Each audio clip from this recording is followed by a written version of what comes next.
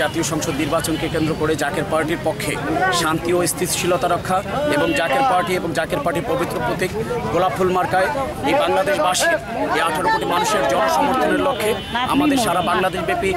প্রতিটি জেলার প্রতিটি ইউনিয়ন পর্যায়ে আমাদের এই কর্মসূচি অব্যাহতভাবে রয়েছে। একই সঙ্গে 12টি মহানগরে আমাদের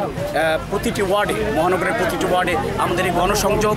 শান্তি স্থিতিশীলতা রক্ষা এবং জাকের পার্টির প্রতীক গোলাপ ফুল মার্কায় সমর্থনের লক্ষ্যে আমাদের এই কর্মসূচি অব্যাহতভাবে চলছে। তারই ধারাবাহিকতায় আজ জাকের পার্টি রংপুর মহানগর 28 নং ওয়ার্ড কর্তৃক আয়োজিত আজকের আমাদের এই গণসংযোগ কর্মসূচি শান্তি ও স্থিতিশীলতা রক্ষায় আমাদের সংযোগ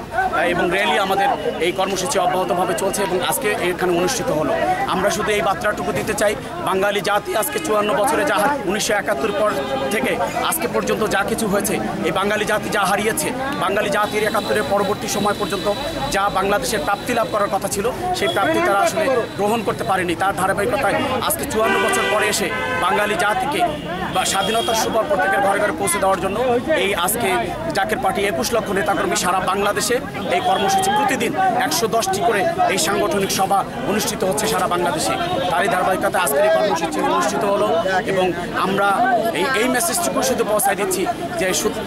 আগামী বাংলাদেশকে সুন্দরভাবে রচনা করার জন্য, শান্তির সুশীতল ছায়াতলে ঐক্যবদ্ধ করার জন্য এবং 71-এর পরে স্বাধীনতা 54 বছরে যা কিছু হারিয়েছে, যা 71-এর পরবর্তীতে স্বাধীনতার সুধা যেভাবে আসলে প্রত্যেকের ঘরে ঘরে পৌঁছে দেওয়ার কথা ছিল সেটা আজকে যারা পৌঁছে দিতে পারে নাই, এই স্বাধীনতার সুধা প্রত্যেকের ঘরে পৌঁছে দেওয়ার জন্য জাকের পার্টির মাননীয় চেয়ারম্যান মোস্তফা আমির পাশান মুজাদ্দিদি সাহেব তিনি এই সারা বাংলাদেশের 21 লক্ষ জাকের পার্টির ত্যাগী নেতাকর্মীকে মাঠে নামিয়ে দিয়েছেন প্রত্যেকের কাছে এই বার্তা পৌঁছে দেওয়ার জন্য যে বাংলাদেশে যদি শান্তি আনয়ন করতে হয়, বাংলাদেশের মানুষের ভাগ্যের যদি পরিবর্তন করতে হয়, বাংলাদেশের মানুষকে যদি সত্যিকার অর্থে 71-এর পরবর্তী যে স্বাধীনতার যে সুধা, স্বাধীনতার যে স্বাদ, স্বাধীনতার যে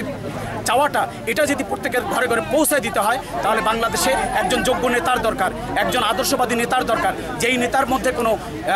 ত্যাগের মহিমা রয়েছে, ভোগের মহিমা নাই, এমন একজন নেতাকে আজকে বা জাতিকে বেছে নিতে হবে। আর সেটি হচ্ছে কলঙ্কমুক্ত ত্যাগী একজন নেতা। সেটি যদি দেখতে হয় সেটি হচ্ছে বর্তমান বিশ্বে, বর্তমান দক্ষিণ আফ্রিকায় যদি আমরা কাউকে চিন্তা করতে হয় সেটি হচ্ছে জাকের পার্টি চেয়ারম্যান মোস্তফা আমির পাশান মুজাদ্দিদি সাহেব।